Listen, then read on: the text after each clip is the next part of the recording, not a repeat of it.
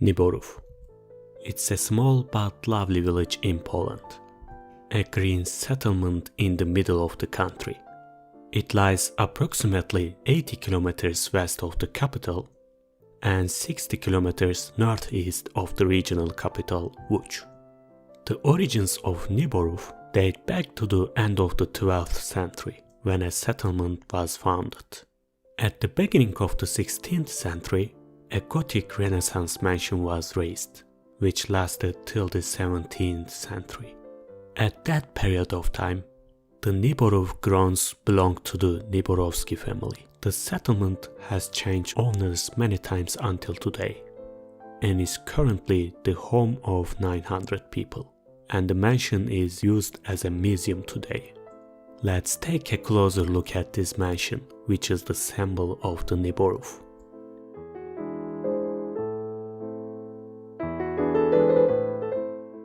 Nieborów Palace, a magnificent palace in the middle of the Nieborów. It has an extremely interesting history. It was owned by a cardinal, magnates, country families, and today it's a branch of the National Museum in Warsaw, and it attracts crowds of tourists. The origins of this beautiful residence date back to the Middle Ages. Most likely, a wooden mansion was built in this place, which was transformed into a noble manor in the 16th century.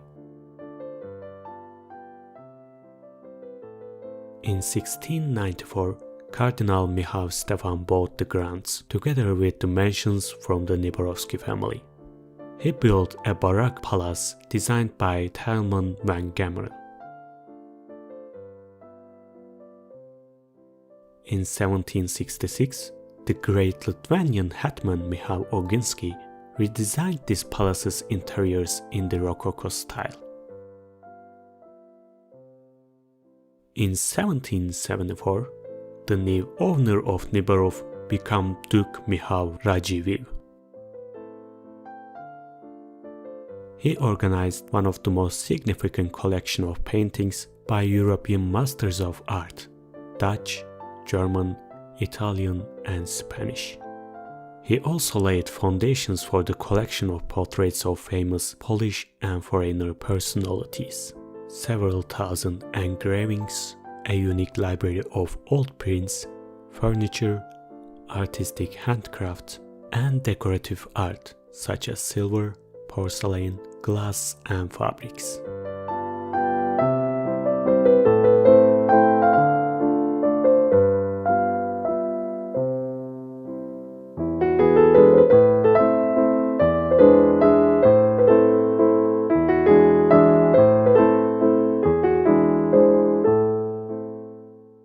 But unfortunately, after the death of the Radziwiłł in 1831, Nieborów grounds started to fall into decline.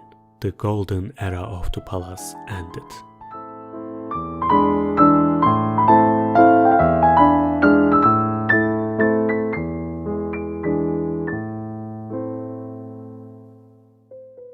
After a while, Nieborów was inherited by his son. He sold the best part of his grandfather's collection of paintings and library at auctions in Paris, and sold the gardens of Arcadia with all of its unique equipment.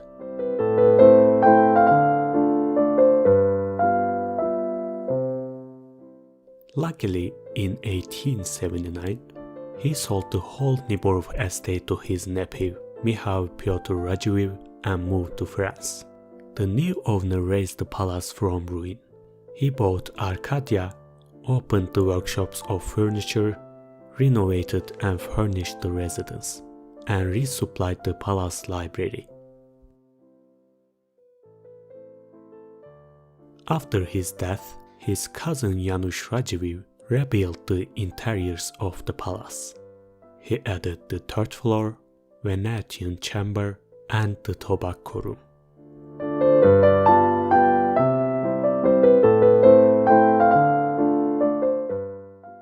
Many years later, the museum was set up in 1945, and it exhibits furnishings and collection of sculptures, paintings, and furniture. You must definitely visit this history when you come here. And of course, its beautiful garden.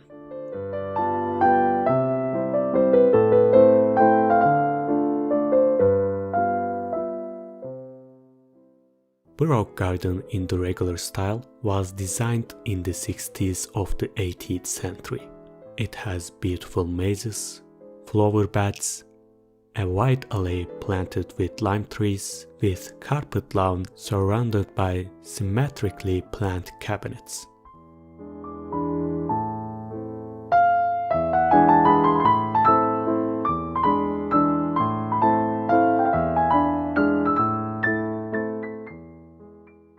If you want to see more green areas, there is one more famous place to go.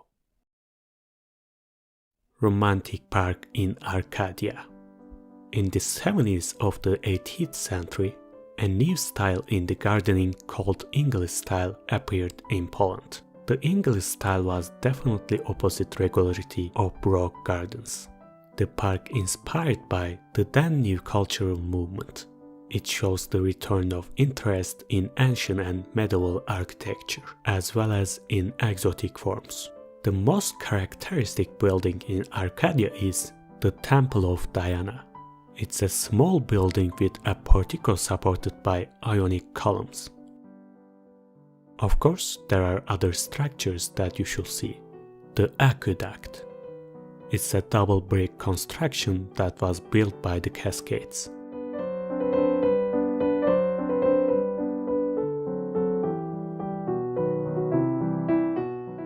The House of the Burgrave and the Stone Arch.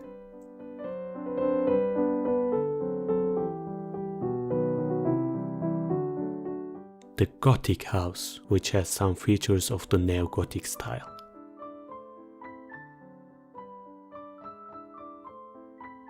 It's a great and relaxing park for you to spend your hours. You can also use your bikes on new bicycle roads. It's been a peaceful journey so far, but unfortunately the history is not peaceful. Let's go on a tour to the Martyrs Memorial.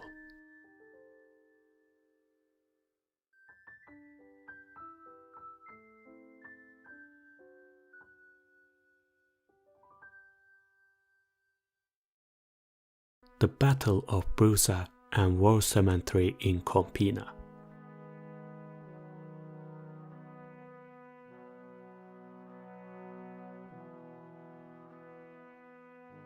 It was the largest Polish counterattack of the German invasion of Poland. The battle took place west of Warsaw, near the Brusa River, 1939. It was attended by the Polish armies Poznan and Pomerania, numbering over 150,000. Around 50,000 Polish soldiers managed to cross the Brusa River and continue towards Warsaw, while the other units were destroyed by Germans. The Polish casualties amounted to 15,000 deaths. Now, some of those heroes sleeping here in Compina.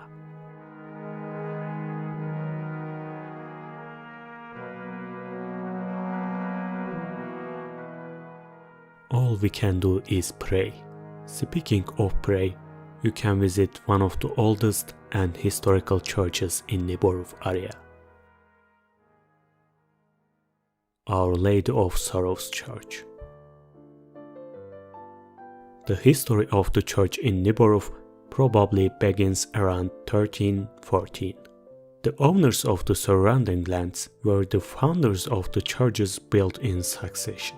The construction was started by Radziwiłłs and rebuilt many times. Our Lady of Sorrows is a neo-Gothic three-nave temple. The monumental two-tower silhouette surrounded by green trees fits beautifully into the panorama of Nieborów. A village full of happiness, peace and natural beauties. You can visit many parks here by bike. You can fish or have a picnic by a lake. You will be freed from all your troubles in this nature. It's a heaven for people who love hiking. You should definitely visit all these parks, forests, natural beauties like Polana Civica, which was established in 1998 in the landscape park of Bolimów.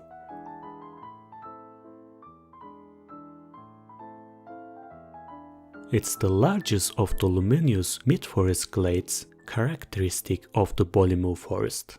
Its name comes from the morning and the evening grey mists rising over the wetlands.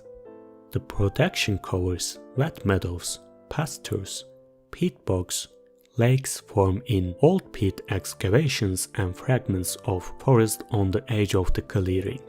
Polana Civica is a refuge for wetland birds and insects.